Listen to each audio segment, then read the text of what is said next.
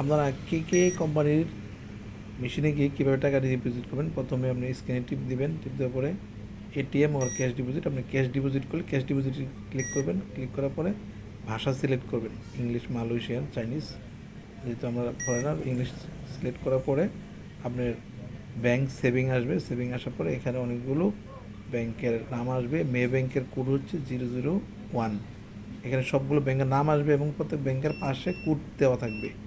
আর যেহেতু আমি মে ব্যাংকে ডিপোজিট করবো তাহলে আমি দিলাম কি 001 দিলাম, 1 দেওয়ার পরে এটা কি ব্যাংক, কারেন্ট সেভিং দেওয়ার পরে হ্যাঁ এখানে চাইছি অ্যাকাউন্ট নাম্বার, চাইছি অ্যাকাউন্ট নাম্বারটা যেহেতু দেখাইলে ভিডিও ভায়োলেশন আসে, সেই জন্য অ্যাকাউন্ট নাম্বার আমি দেখাচ্ছি না, আমি শুধু প্রেস করতেছি।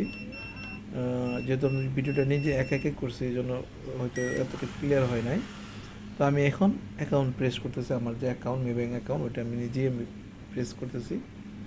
দেওয়ার পরে ওই যে আপনার হচ্ছে ওই কত টাকা দিবেন এটা এটা আসবে, এটা হচ্ছে কেতে আপনি কীভাবে টাকা কেকের মেশিন টাকা ডিপোজিট করবেন।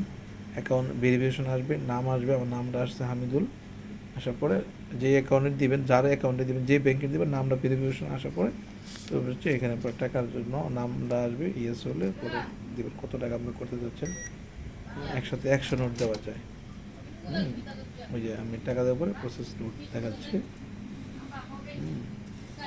তো এটা হচ্ছে কে কোম্পানির বিভিন্ন জায়গায় এখন সেফগার্ড কোম্পানির পক্ষ থেকে ওরা একটা ডিপোজিট মেশিন নাম হয়েছে, যেটা যে কোনো ব্যাংকে কি ডিপোজিট করা যায়। এখানে যে অ্যাড ক্যাশ যদি দিতে চান, অ্যাড ক্যাশে দিলে আরও টাকা দিতে পারবেন, আর অ্যাকসেপ্ট দিলে আপনার রিসিপ্ট বেরিয়ে আসবে। হ্যাঁ, সাথে সাথে যে অ্যাকাউন্টে টাকা ঢোকাবেন ওটার অ্যাকাউন্টে কি আপনার হচ্ছে মেসেজ চলে আসবে। তো এইভাবে আপনার কে মেশিনে টাকা লুট করতে পারবেন।